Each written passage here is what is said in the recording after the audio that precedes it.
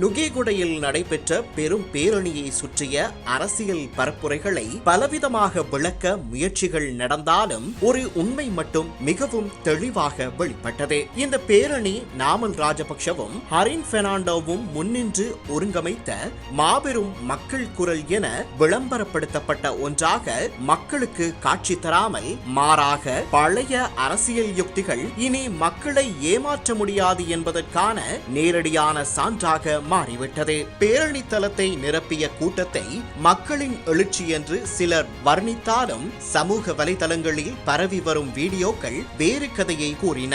மதுபானமும் உணவும் வழங்கி ஒன்று சேர்த்த அநாகரிகமான வீணாய் போன கூட்டம் இது. நுகேகுட மேடை ஒரு அரசியல் இயக்கத்தின் வெளிப்பாடாக அல்லாது ஒரு குழப்பமான கொண்டாட்டமாக மாற்றியது. இந்த கூட்டம் மக்களின் நலன்களுக்காக அல்ல, ஒரு நாள் பொழுதுபோக்கிற்காக அங்கே இருந்தது என்பதும் வெளிப்படையாக தெரிகிறது. இந்த மேடையில் வெளிப்பட்ட மற்றொரு கவலைக்குரிய உண்மை தமிழ், முஸ்லிம், மலேக மக்களை ஒடுக்க முயன்ற சிங்கள பௌத்த மேலாதிக்க அரசியலை பிரதான எதிரணி இருக்கையில் அமரச் செய்தது. இது எதிர்க்கட்சி தலைவராக சஜித் பிரேமதாசவின் பலவீனமான திசை மாறிய கையாலாகாத தலைமைத்துவத்தினால் நடந்தேறியது.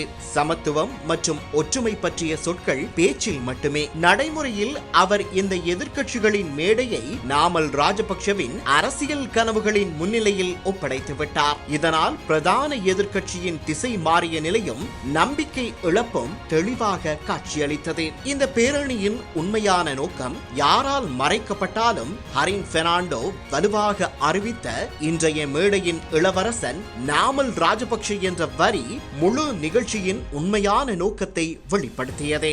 இது புதிய தலைமுறை அரசியல் அல்ல. 2022 மக்கள் நிராகரித்த அதே அரசியல் குடும்பத்தை மீண்டும் பொதுமக்கள் முன் ஒப்பனை செய்து நிறுத்தும் முயற்சி மட்டுமே. ஹரின் பெர்னாண்டோவின் இந்த முயற்சி பலருக்கும் நம்பிக்கையை விட ஆழ்ந்த கவலையையே ஏற்படுத்தியது. மேடையில் இருந்த பல தலைவர்கள் ஊழல் வழக்குகளால் சூழப்பட்டவர்கள். இத்தகைய நிழல்களுக்கிடையில் நாமல் ராஜபக்ஷவை அடுத்த தலைமுறை தலைவர் என உருவாக்க முயல்வது மக்களிடத்தில் பெரும் அவநம்பிக்கையை உருவாக்கியுள்ளது. இதற்கிடையே தமிழ், முஸ்லிம், மலேக அரசியல் கட்சிகளுக்கு மிக முக்கியமான எச்சரிக்கை ஒன்று எழுகிறது.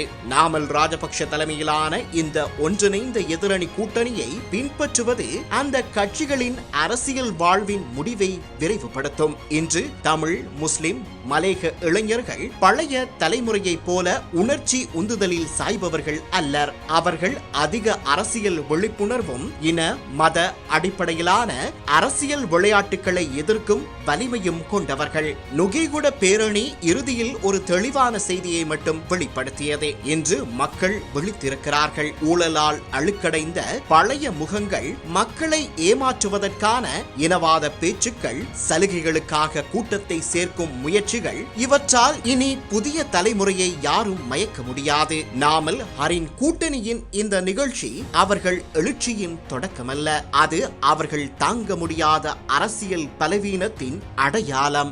மக்களுக்கு இன்று சத்தமும் படங்களுமான அரசியல் நடிப்புகள் தேவையில்லை.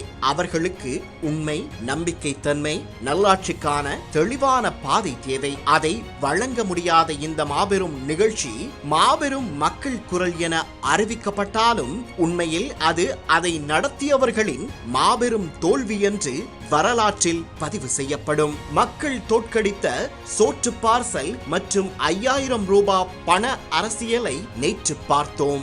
அமைச்சர் சுசில் ரணசிங்க நேற்றைய கூட்டத்திற்கு வழங்கிய ஒரு வரி விவரணத்தோடு இன்றைய தொடரை நிறைவு செய்கிறேன்.